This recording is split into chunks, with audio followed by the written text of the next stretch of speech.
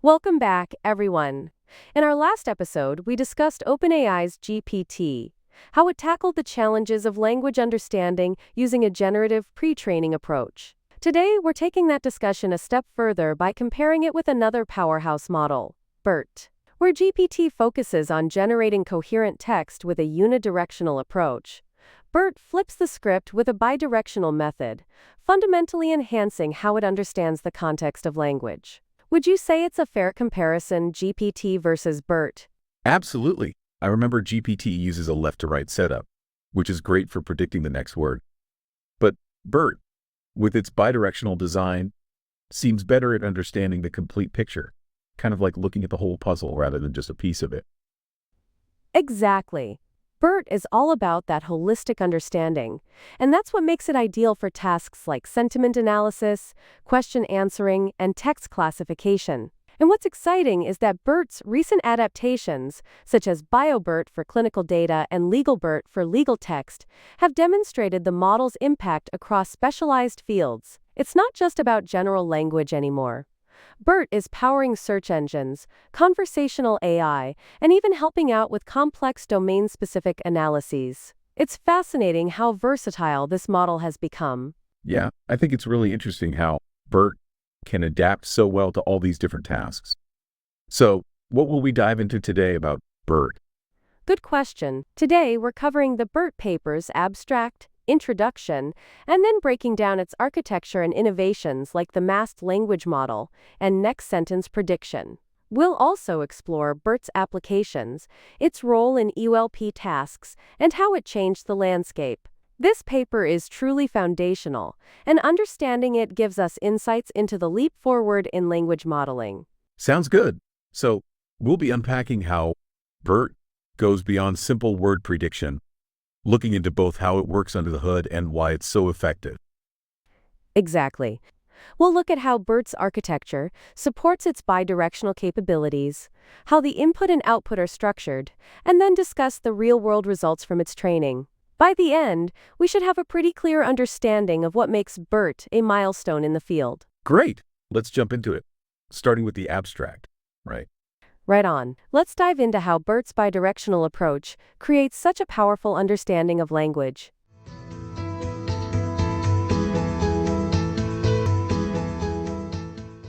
Today we're discussing the abstract of the paper titled Bert, Pre-Training of Deep Bidirectional Transformers for Language Understanding. This part gives us a concise overview of what Bert is and why it's significant. Essentially, stands for bidirectional encoder representations from transformers. The key innovation here is that Bert is trained to consider the context of a word from both the left and the right, unlike previous models that are often unidirectional. This allows it to create much more powerful language representations. Oh, I think I get it. So, previous models like OpenAI's GPT only considered the context from one side, right? Exactly. GPT, for example, uses a left-to-right approach, meaning it can only see the context coming from previous words. Bert, however, uses a masked language model approach, which allows it to train on both sides simultaneously. This bidirectional nature is what sets Bert apart and gives it an edge, especially when fine-tuning for specific tasks. Okay, that sounds pretty advanced. How does Bert handle different language tasks after being trained? Good question. Once Bert is pre-trained, it can be fine-tuned for a variety of tasks, like question answering or language inference. What's great is that you don't need to modify the architecture much for each new task. You just add one output layer, and Bert does the rest. This makes it incredibly versatile, without requiring substantial task-specific changes. So, it's like having a general base that can be easily adapted for different jobs?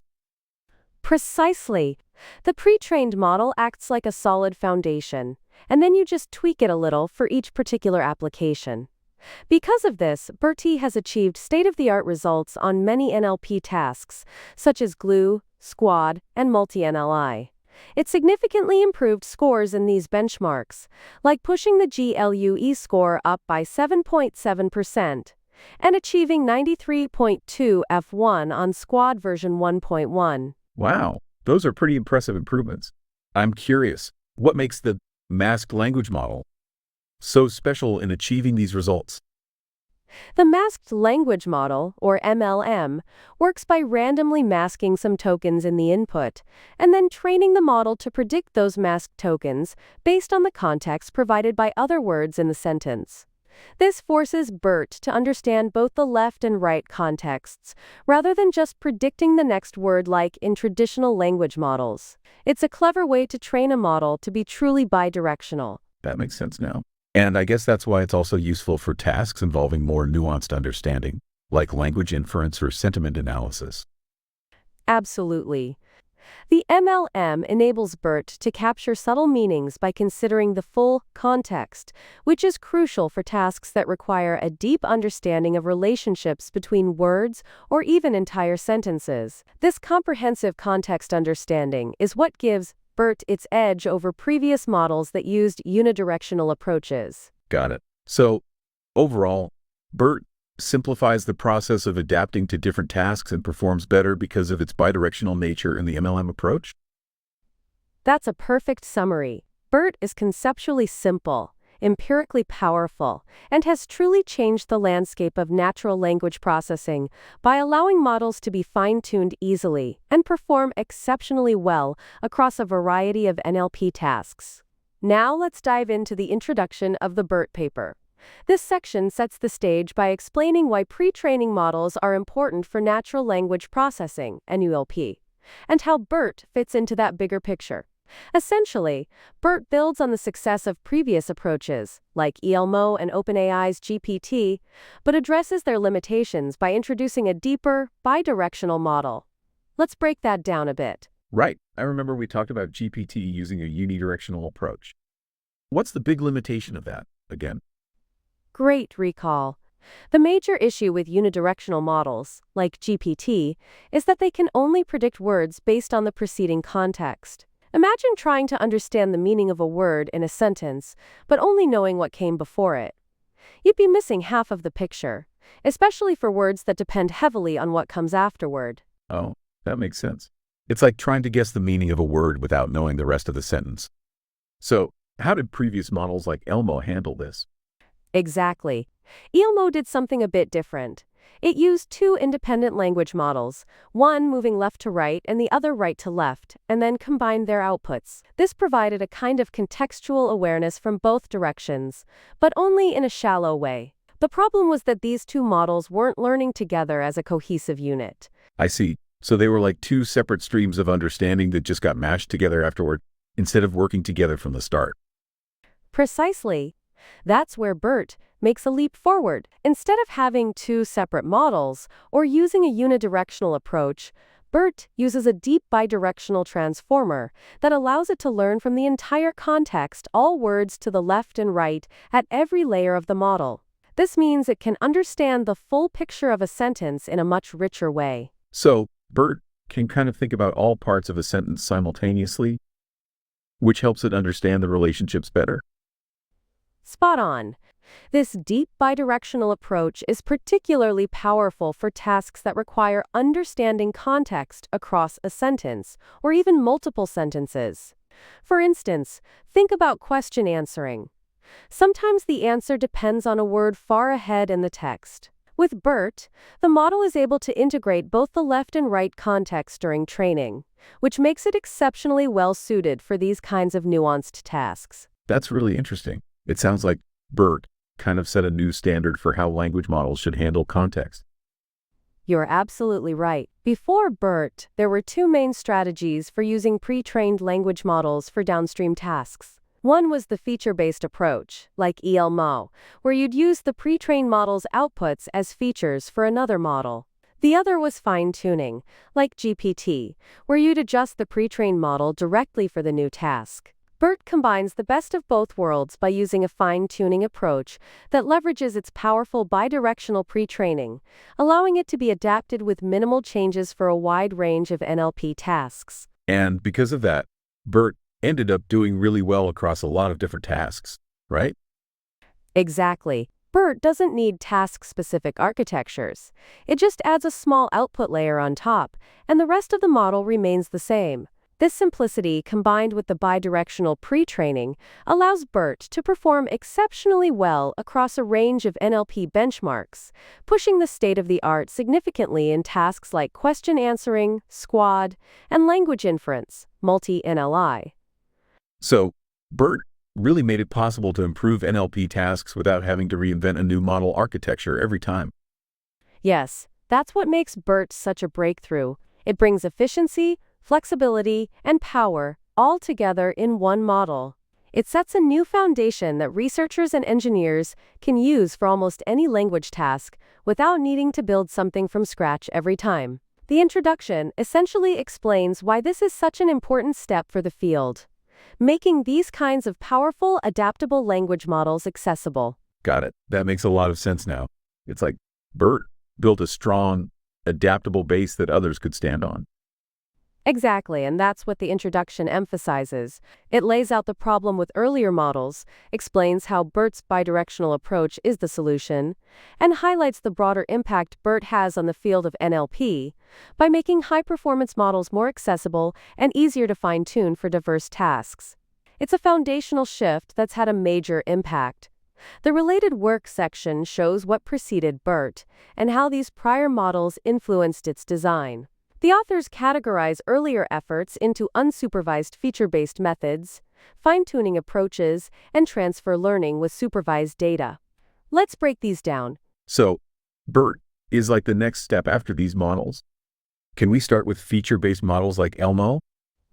Sure, feature-based approaches, like ELMO, train on massive text to understand word relationships and use those features in other tasks. ELMO had two models, left to right and right to left, that produced context-aware embeddings but did not integrate them during training. Bert's innovation was training in a truly bidirectional way, allowing richer context representation. So, ELMO looked both ways but didn't combine them deeply? Correct. ELMO's integration was more shallow. Bert took a big step forward by integrating both directions throughout every layer, providing a much deeper context. And how about fine-tuning? GPT represents this approach. It used a unidirectional transformer, left to right, and was then fine-tuned for specific tasks with minimal changes. This idea was impactful as it simplified task adaptation. However, GPT's unidirectional training limited its ability to understand the complete sentence structure. Bert improved on this by using a masked language model, MLM, to train bidirectionally, capturing both left and right context. So, MLM was what allowed Bert to understand in both directions? Exactly. MLM enabled deeply bidirectional training, giving Bert a fuller context view. Another notable approach was transfer learning using supervised data, like Kono et al.'s model, which transferred knowledge from large labeled datasets to other tasks. They used specific labeled data to teach the model, then applied it elsewhere? Yes, but Bert differs in that it uses unsupervised pre-training, learning from raw, unlabeled text. This makes Bert more flexible since it doesn't rely on large labeled datasets, which aren't always available. So, Bert took the strengths of ELMO, GPT, and transfer learning and combined them? Exactly. Bert integrates bidirectional learning, adaptability via fine-tuning, and unsupervised pre-training to create a more powerful model. This related work section shows how Bert builds on these earlier models, enhancing their strengths and overcoming their limitations to revolutionize NLP. All right, now let's dig into the heart of the Bert model by looking at its architecture and how it handles input and output. This section is where we really see how Bert's design brings everything together: the layers, the input tokens, and how the model interprets them. We'll start with the architecture itself. Sure, I'm ready. So, the architecture, it's based on transformers, right? How does that play into what makes Bert special? Exactly. Bert uses the transformer architecture, specifically the encoder part of the transformer. The transformer is made up of multiple layers of attention mechanisms, and what makes it so powerful is that it can process input sequences in parallel, rather than step-by-step like older models such as RNNs. In Bert, the model architecture has two main versions: BERTBASE, and BERTLARGE. Oh, right. I've heard of those terms. What's the difference between BERTBASE and BERTLARGE? Good question. BERTBASE has 12 transformer layers, 768 hidden units, and 12 attention heads, making it a bit smaller. BERTLARGE, on the other hand, scales things up with 24 layers, 1024 hidden units, and 16 attention heads. Essentially, BERT Large is much deeper and has a lot more capacity, which makes it more powerful for certain tasks but also more computationally expensive. I see. So BERTLARGE is like the heavy-duty version meant for when you need extra power. How does this architecture handle the input and output? It seems like there's more going on compared to other models. Absolutely. The way BERT processes input and represents output is quite thoughtful and designed to handle a wide variety of tasks effectively. Let's start with how it manages input. BERT uses a special format for the input representation, where it's not just taking individual words, but also adding some unique markers. You mean like the special tokens we talked about earlier? I remember you mentioned something like CLS and SEP. Exactly.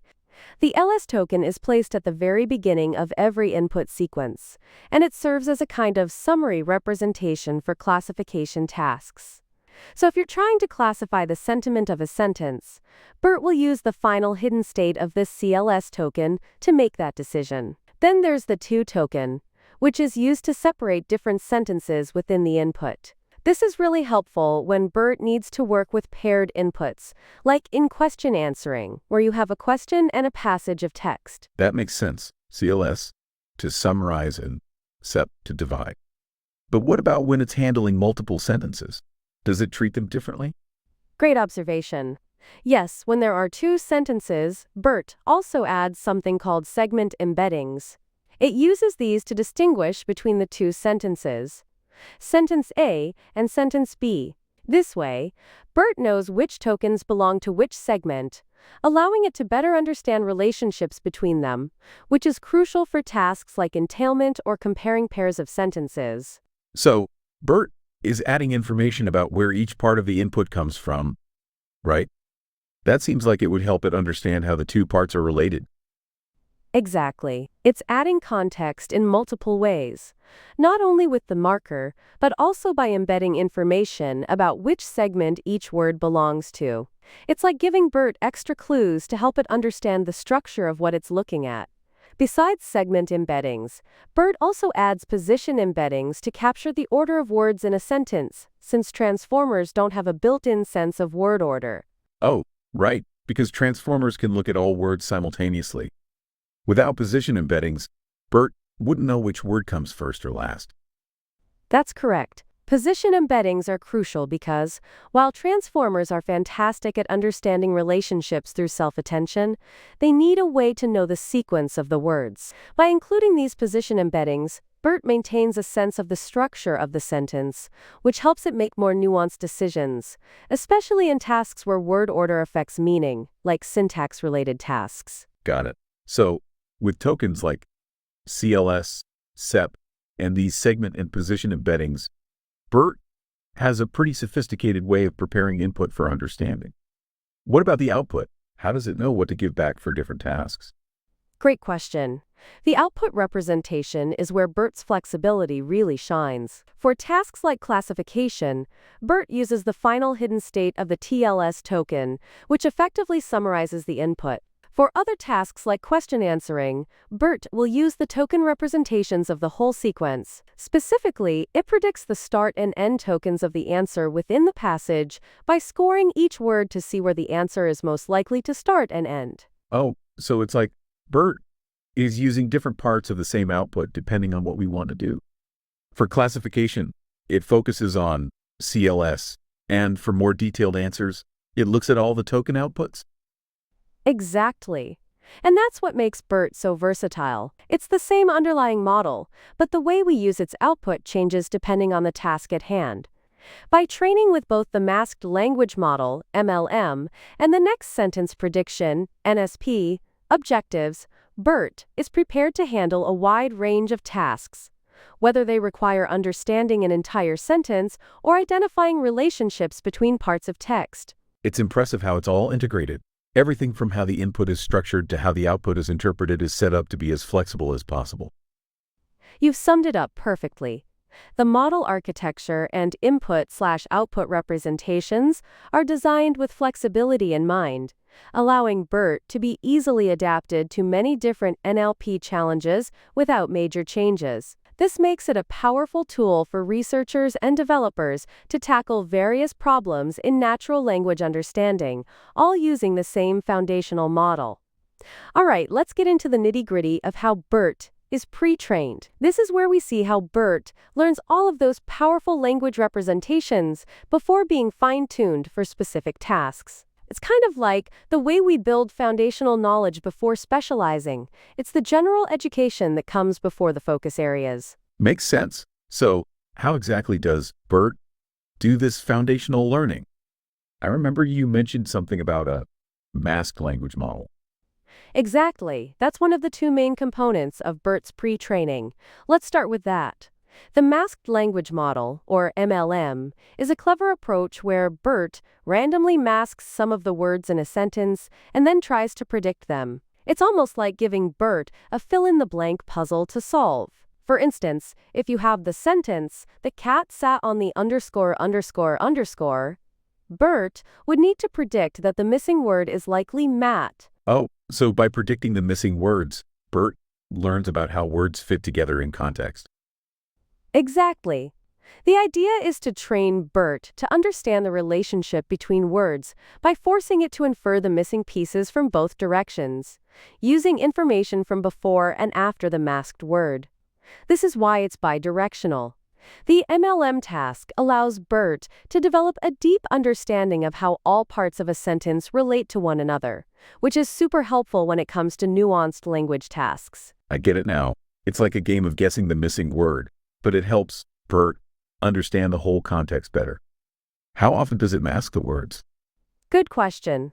Typically, 15% of the tokens in each input sequence are masked. But there's an interesting twist. Bert doesn't always replace a word with the mask token.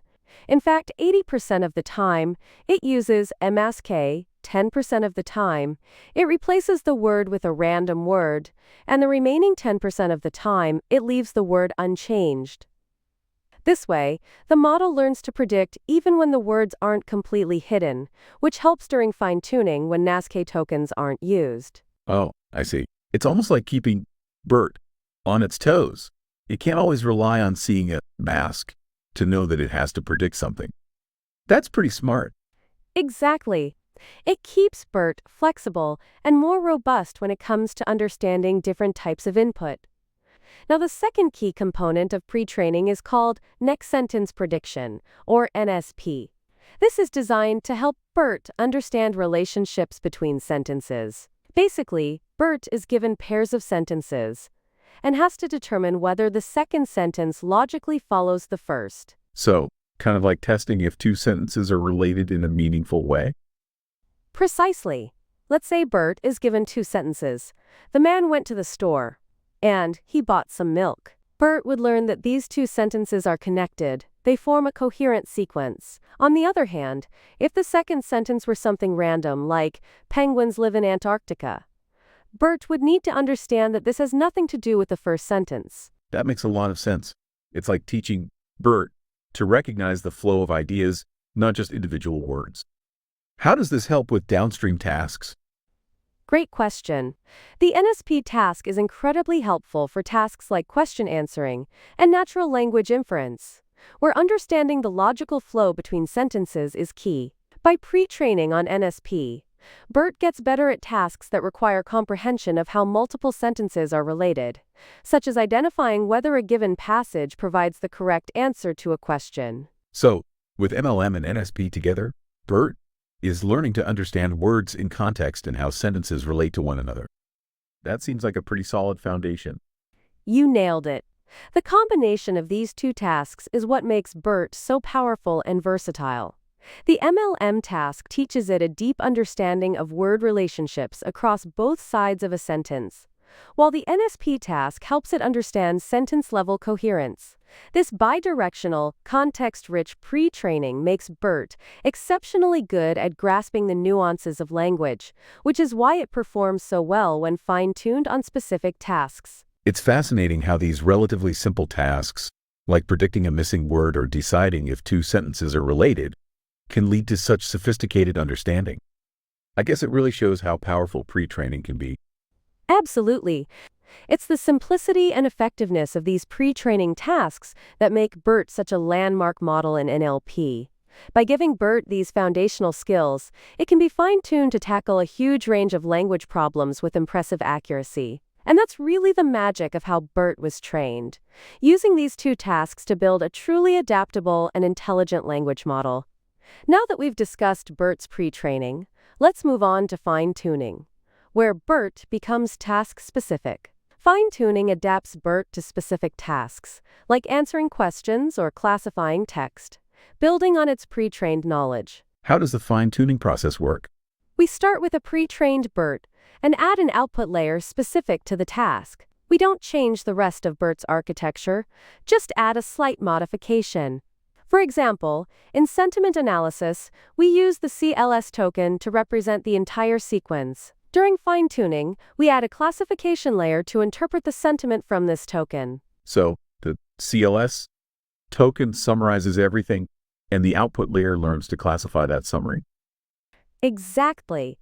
In question-answering tasks, BERT uses the hidden states for all tokens in a passage to predict where the answer starts and ends, scoring every token to determine the answer span. So, sentiment analysis uses one output, while question answering examines all tokens? Correct. This versatility in handling different tasks makes BERT highly adaptable. For fine-tuning, we adjust all of BERT's parameters based on a smaller, task-specific dataset, which is much faster compared to pre-training. So, we refine BERT rather than retraining it from scratch.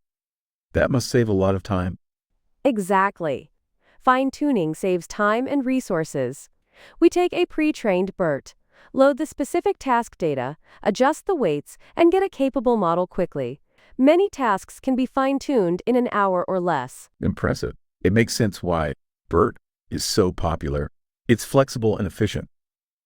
Yes, BERT's architecture handles different input types, whether single sentences, pairs, or sequences with positional relationships, thanks to its segment embeddings. This adaptability allows it to efficiently learn relationships between texts. So, BERT's strength is its ability to adapt to different tasks with minimal extra tuning. Exactly. Fine-tuning takes BERT's broad pre-trained knowledge and tailors it for specific tasks. This adaptability is why BERT has had such an impact on NLP. It can solve various problems efficiently with minimal effort. It all makes sense. Pre-training gives general skills, and fine-tuning sharpens those for specific challenges. Precisely. BERT's broad understanding combined with task-specific precision makes it a powerful tool for a wide range of NLP tasks. In the experiments section, the paper tests BERT across various NLP benchmarks to show its effectiveness. Spoiler, it works very well. What tasks were involved? BERT was evaluated on several types, like sentence classification, sentence pair classification, and question answering. The first major set of tests used the GLUE benchmark, which includes diverse tasks like checking if sentences mean the same thing, or identifying relationships. So GLUE is like a broad language test? Exactly. GLUE measures versatility, covering tasks like MNLI, determining logical relationships, and Quora question pairs, checking if questions are similar.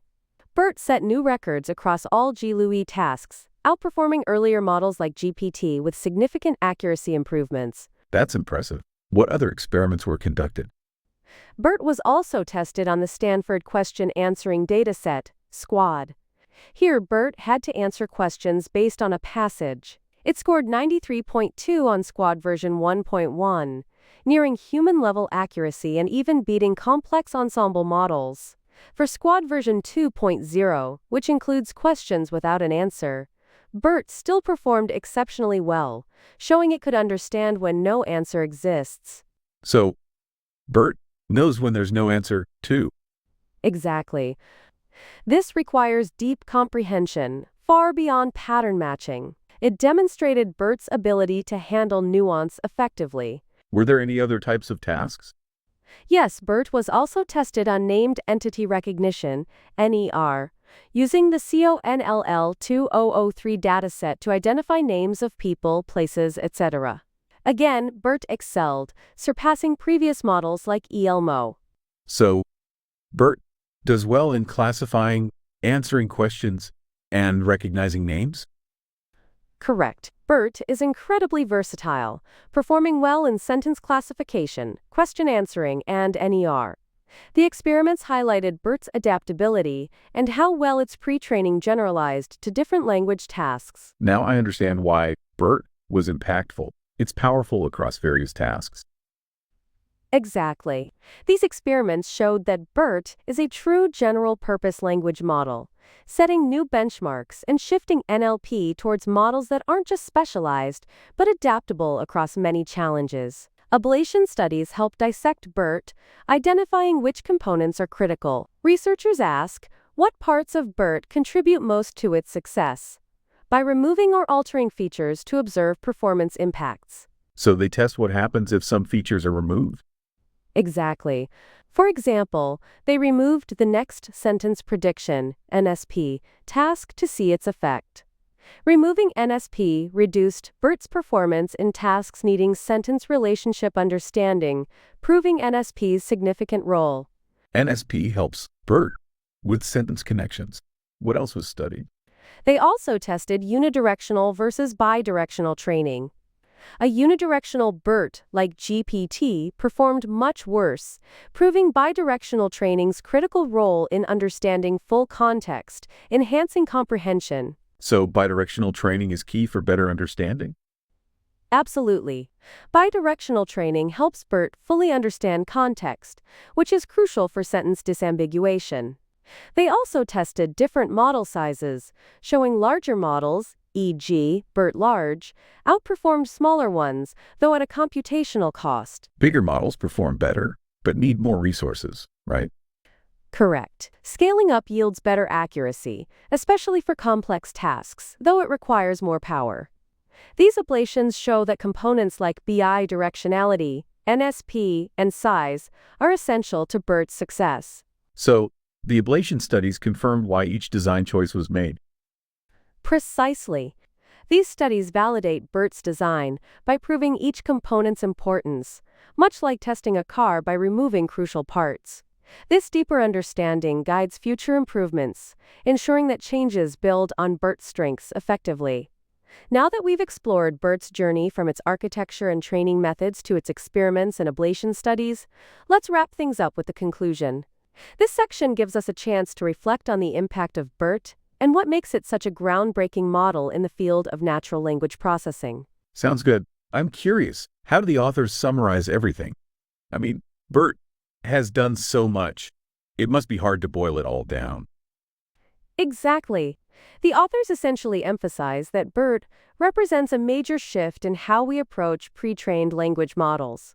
Before Bert, we had a variety of approaches like unidirectional models, or models that only used shallow bidirectional features. Bert broke away from those limitations by being deeply bidirectional, which means it fully leverages context from both directions across every layer.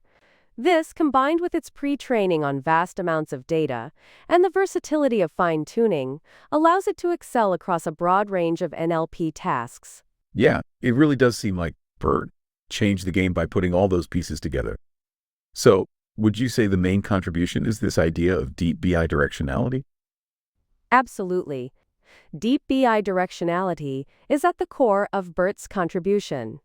By using a masked language model, BERT effectively gets to understand the entire context of a word, not just from what comes before it, but also from what follows.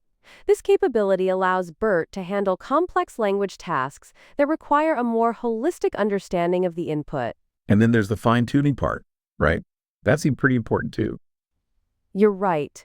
The other major takeaway is how Bert can be fine-tuned so easily for different tasks. This fine-tuning approach really lowers the barrier for using powerful language models. All you need is to add a simple output layer specific to your task, and you can leverage all the rich understanding that Bert has built up during its pre-training. The authors highlight that this efficiency, using one powerful base for many different tasks, sets a new standard for practical NLP applications. It's like Bert is a Swiss Army knife for NLP, ready to adapt to anything with just a little bit of adjustment. Exactly, and that adaptability has had a huge impact. Bert's performance across various benchmarks, like Ding Squad and others, showed how far we could go by using pre-trained models in a versatile way. It has inspired an entire wave of research into improving and building upon this foundation. Whether it's making models even larger, like GPT-3, or creating more efficient variants that are better suited for real-world applications with limited computational power. Yeah, I've definitely heard about all these newer models that came after Bert. It seems like Bert started something much bigger. It really did. Bert's influence is still seen today, in every major advance in NLP. Its contributions reshaped how researchers think about building and scaling models, putting a lot of focus on how we can use pre-training effectively. And beyond just research, BERT has found its way into practical applications, from search engines to voice assistants, because it makes it easier to develop high-quality, adaptable language models. That makes a lot of sense. So, BERT isn't just a research success. It's also something that's really useful in everyday tech, which I guess is why it's had such a big impact. Absolutely. The conclusion of the paper essentially highlights that BERT set the stage for a new era in NLP, where understanding deep context and efficiently adapting to a variety of tasks became not just possible, but practical. It made powerful language models accessible and usable for a wide range of applications, pushing the boundaries of what machines can understand and communicate. It's really inspiring to see how all these individual pieces, the architecture, the pre-training, the fine-tuning, came together to create something so influential. I feel like I understand a lot more about why BERT was such a game changer. I'm glad to hear that. BERT's journey from a concept to a practical, world-changing model shows the power of combining simple but effective ideas, bidirectional context, masked language models, and versatile fine-tuning. It has opened up new possibilities for how we interact with technology through language, and it continues to inspire the next generation of breakthroughs in ELP. Well, that wraps up our deep dive into BERT. We've covered its architecture, the innovative pre-training techniques, and how it's changing the game for a variety of NLP tasks. Looking ahead, it's exciting to imagine how models that build on BERT, like DistalBERT, or even newer versions, will push the boundaries even further. What are you most looking forward to in the future? From here, I think it's going to be amazing to see how these models get even more specialized and efficient. It's like we're just scratching the surface of what's possible with natural language understanding, especially with all these adaptations for specific fields. absolutely. We're moving towards a future where AI understands context even more deeply and adapts seamlessly to specialized domains, all while being more accessible.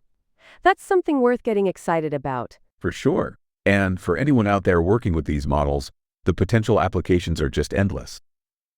Definitely. And with that, we want to thank all of you for listening today. We hope you found our conversation about BERT insightful and are as excited as we are about the future of NLP. Thanks for joining us. Make sure to stay tuned for our next episode, where we'll explore more about how these evolving models are shaping AI. Until then, take care. Take care, everyone.